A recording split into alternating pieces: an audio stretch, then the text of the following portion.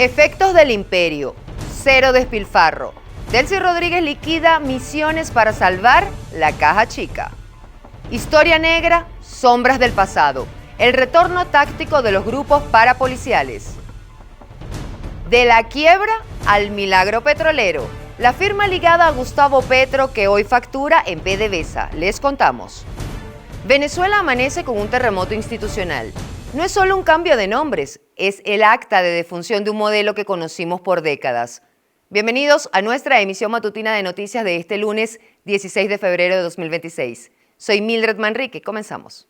Delcy Rodríguez, en su rol al frente de la gestión ejecutiva, avanza en una profunda reestructuración del aparato estatal venezolano, bajo la premisa de depurar un sistema marcado por años de irregularidades y burocracia. La administración ha iniciado la supresión de diversas fundaciones y misiones históricas del chavismo. Esta medida, orientada a centralizar el control y reducir el gasto público, coincide con un cambio simbólico de alto impacto: la ausencia de iconografía de Nicolás Maduro en el Palacio de Miraflores. Quique Frías con los detalles. Con la firma de un decreto publicado en Gaceta Oficial, la encargada de la presidencia, Delcy Rodríguez, de un plumazo eliminó fundaciones y misiones, símbolos creados durante los años de expansión del régimen. Bajo el argumento de reorganización administrativa, el nuevo liderazgo liquida parte del aparato que era bandera del proyecto chavista. Este decreto tiene por objeto la reorganización del funcionamiento del Ministerio de Poder Popular para el despacho de la presidencia y seguimiento de la gestión del gobierno y sus entes adscritos. Se ordena la suspensión y liquidación de los entes adscritos mencionados. Tutelada por los Estados Unidos, Delcy Rodríguez le da la espalda a viejos dogmas políticos y abre las puertas al gran giro. Entre las estructuras suprimidas está el Centro Estratégico de Seguridad y Protección de la Patria, que funcionó como un órgano para centralizar las acciones de amedrentamiento contra la disidencia, además de vigilar, intimidar y perseguir, todo bajo control directo de Nicolás Maduro en Miraflores. Dependiente directamente del jefe del Estado, el Centro Estratégico de Seguridad y Protección de la Patria, el CESPA. Conocer, neutralizar y derrotar. Durante 27 años, el chavismo construyó un entramado de más de 50 misiones sociales que mezclaron control político territorial con asistencia social. Hoy, en plena desmadurización del nuevo régimen, se reduce la cantidad de misiones pilares de control y persecución. Además, el presupuesto 2026 se reduce en $3.000 millones respecto al ejercicio anterior. También soy de los que piensan que, como acá en Venezuela todavía no hemos iniciado un proceso de transición, apenas se están comenzando a asomar algunos elementos que son indispensables. En definitiva, es el cambio. Y eso es lo que menos se está avisorando ahorita. En definitiva, ¿qué es lo que está ocurriendo para mí después del 3 de enero? Lo que hubo fue una reconfiguración del poder. 7 entes quedan fuera de circulación: Fundación Misión Jóvenes de la Patria Robert Serra, Fundación José Félix Rivas, la Fundación Misión Socialista Nueva Frontera de Paz, Fundación Oficina Presidencial de Planes y Proyectos Especiales, Fundación Propatria 2000, Fundación Movimiento Bolivariano Revolucionario de la Reserva Activa General en Jefe Félix Antonio Velázquez y la Fundación José Félix Rivas. Cuando lo vemos de manera un poco más profunda, y quizás menos parcializada, pues en efecto hay un tema importante aquí de discutir en cuanto a la soberanía, y quienes en definitiva terminan entregando la soberanía, quienes en definitiva terminan sucumbiendo a los intereses del imperio, para utilizar el lenguaje que ellos utilizan, son ellos mismos. Se liquidan misiones históricas, se reordena el aparato social histórico y el nuevo chavismo concreta montos para sustentar su régimen. $500 millones es la cifra acordada en materia petrolera con Estados Unidos, que redefine las prioridades del poder. La transición no se mueve por principios ideológicos, se mueve por recursos y la caja chica del Estado. Reportó para ustedes Quique Frías, Impacto Venezuela. Interactuemos con la pregunta del día de Impacto Venezuela, disponible en todas nuestras plataformas digitales de lunes a viernes. Queremos leerte. Tu opinión es el motor de este canal. Miraflores ya no luce igual. Sin los retratos del líder derrocado y con un presupuesto recortado en $3.000 millones, el equipo de Delcy Rodríguez acelera la liquidación de las misiones que fueron la columna vertebral de manipulación social. ¿Pero tú qué crees?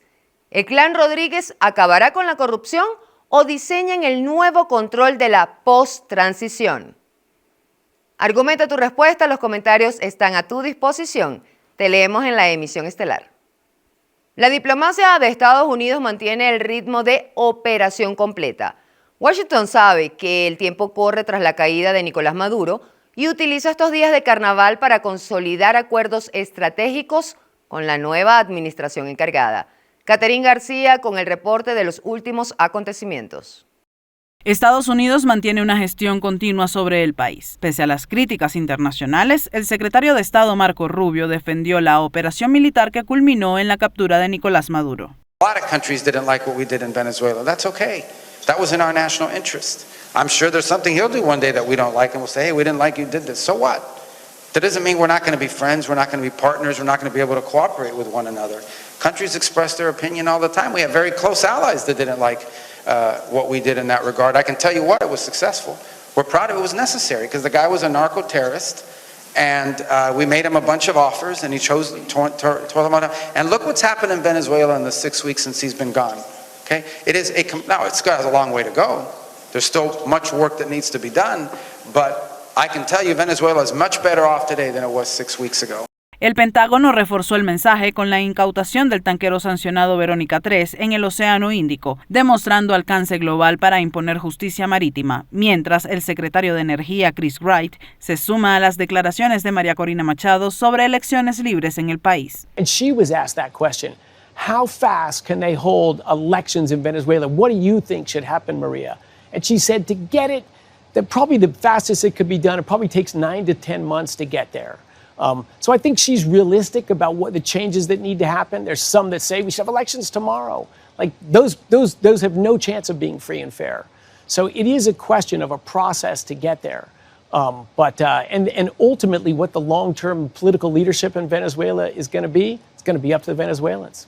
A Venezuela llegó desde Norteamérica un cargamento de más de 6 toneladas de medicamentos prioritarios bajo custodia diplomática y distribuidos por el Ministerio de Salud Provisional. El régimen de Delcy Rodríguez se comprometió a reembolsar el costo de esta y futuras entregas enmarcadas en el plan de 3 fases de la estabilización y la recuperación de la nación. Estamos recibiendo esta carga medicamentos que van a ayudar a la red ambulatoria del país y son de alguna manera una suma, una ayuda a los requerimientos de la red ambulatoria. Felicitar a la presidenta encargada Delcy Rodríguez, agradecer esta carga, este envío que recibe el pueblo venezolano y estamos aquí acompañando el empeño de la gestión de gobierno bolivariano. Y mientras el presidente Donald Trump confirmó que en algún momento tocará suelo venezolano, When are you planning to visit Venezuela, sir? I'm going to make a visit to Venezuela. When? We haven't decided. La encargada de negocios, Laura Dogú, aprovechó las celebraciones de carnaval para enviar un mensaje de unión familiar y paz, asegurando que las tradiciones recuerdan los objetivos que tiene Estados Unidos en Venezuela. Los cuerpos de seguridad en Venezuela reactivan el uso de fuerzas de choque parapoliciales para perseguir a la oposición. Bajo el uso de vehículos particulares y ropa civil, los casos de Juan Pablo Guanipa y el líder estudiantil Miguel Ángel Suárez confirman una táctica desesperada para evadir sanciones de Estados Unidos y sobre todo la justicia internacional. ¿Recuerdan a los pantaneros de los 90? ¿Ven similitudes con lo que está pasando hoy con los grupos de Diosdado Cabello? Veamos el siguiente reporte especial. Actores políticos y defensores de derechos humanos denuncian el resurgimiento de un patrón de persecución. Agentes estatales que operan sin identificación y en vehículos particulares. Según la misión de determinación de hechos de la ONU, esta táctica busca generar negación plausible, permitiendo al Estado evadir la cadena de mando formal y esquivar sanciones de Washington, que vigila de cerca las órdenes emitidas por Diosdado Cabello ministro de Interior, Justicia y Paz. Deténgase frente a la escuela, bájese, se baja el funcionario policial, funcionario de la Guardia Nacional, la milicia, se baja el vecino de ahí que vive en la comunidad, saludan a la directora, a los maestros, que los niños los vean, porque debemos ir construyendo un sistema propio de seguridad y nuestros niños deben confiar en sus fuerzas policiales. El caso de Juan Pablo Guanipa ha sido emblemático. Su retención fue descrita por testigos como un secuestro exprés por sujetos no uniformados. La persecución contra Miguel Ángel Suárez, presidente de la Federación de Centros Universitarios de la Universidad Central de Venezuela, demuestra que el objetivo no es solo la dirigencia política, sino también el movimiento estudiantil.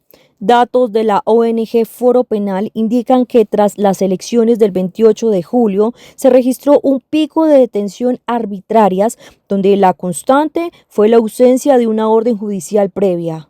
Luego de ser víctima de una persecución por parte de un carro modelo Mazda color azul de vidrios ahumados, nos persiguió desde el momento que salimos de la Universidad Central por toda la autopista Francisco Fajardo. Somos responsables al Estado, a la señora Delcy Rodríguez, de cualquier cosa que nos pueda suceder.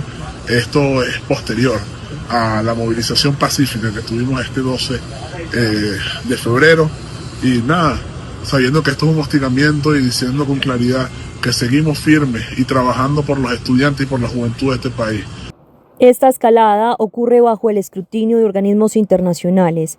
Investigaciones de la Comisión Interamericana de Derechos Humanos señalan que el uso de agentes encubiertos facilita la desaparición forzada de corto plazo, donde la víctima permanece incomunicada durante las primeras horas de detención, un periodo crítico donde se denuncian mayores abusos. Que no se equivoquen, estamos vigilando todo lo que ocurre en Venezuela.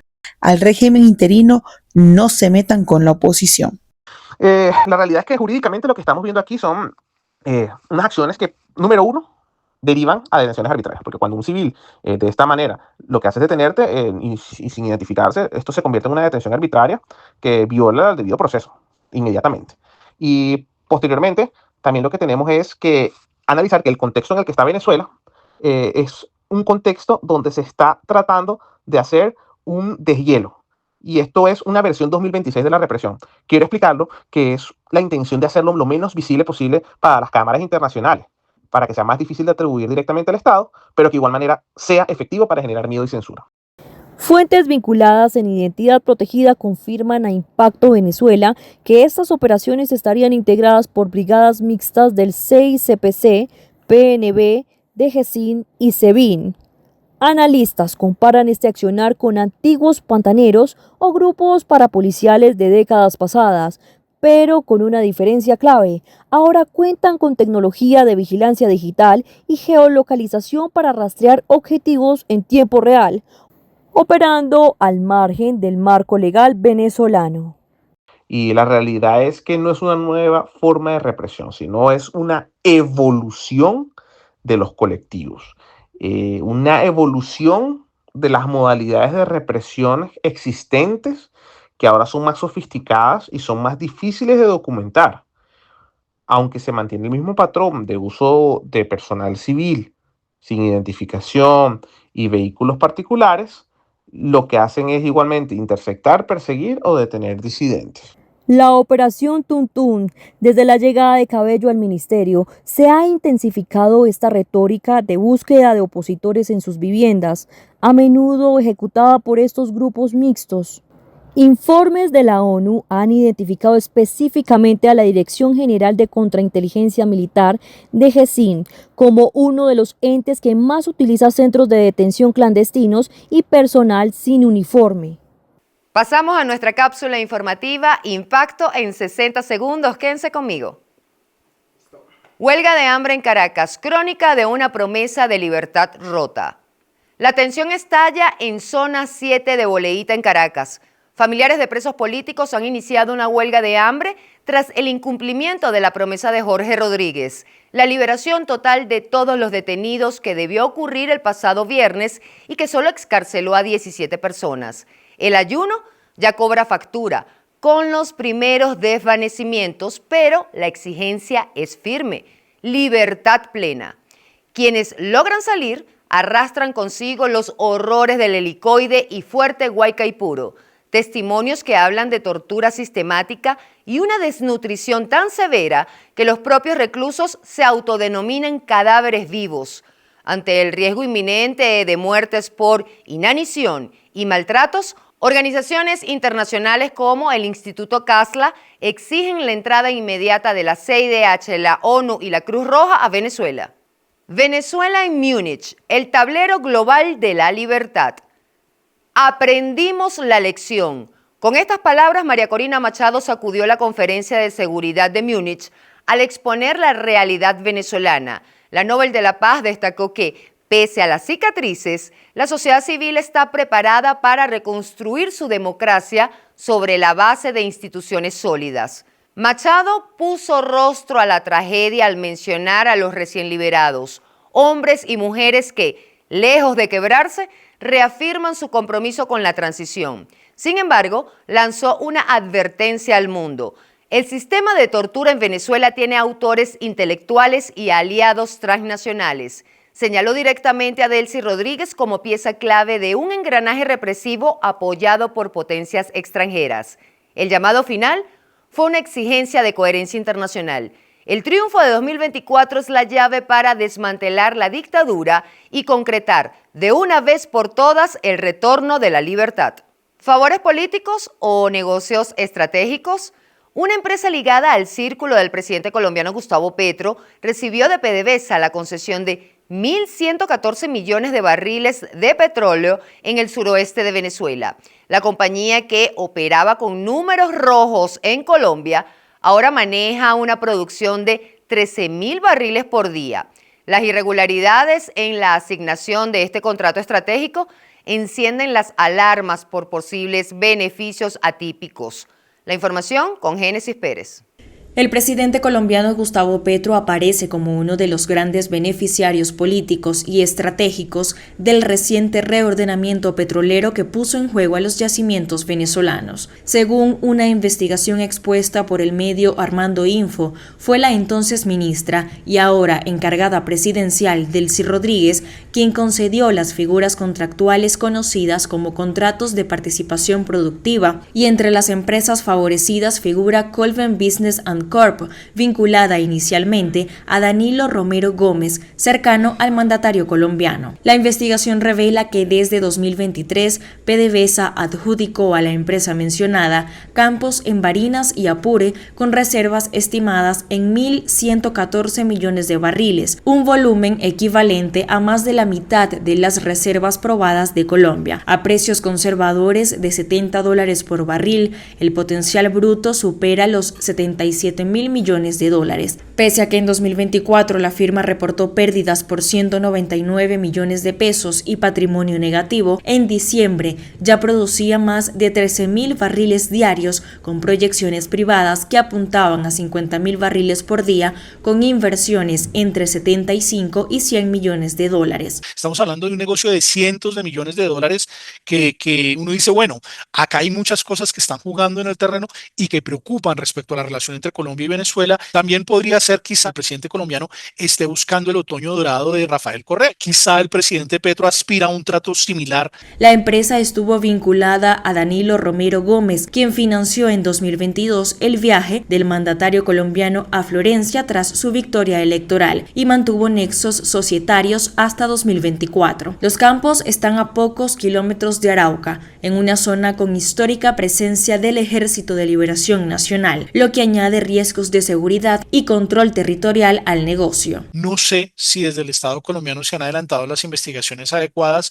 pero ese es un tema que está ahí y es un tema que preocupa, y sobre todo por la cercanía que tienen diferentes actores del gobierno con la revolución bolivariana. El acceso a petróleo venezolano no solo reparte contratos, recompone redes de poder, expone a Colombia a dependencias estratégicas y coloca en el centro del debate público la pregunta por conflictos de intereses, transparencia y control estatal frente a la nueva reconfiguración de la bonanza petrolera venezolana. Génesis Pérez para Impacto Venezuela. Dale me gusta a este video porque entender lo que pasa también es decidir. Gracias por estar con nosotros. Suscríbete a nuestro canal de YouTube, síguenos en redes sociales y visita nuestra página web para información en tiempo real.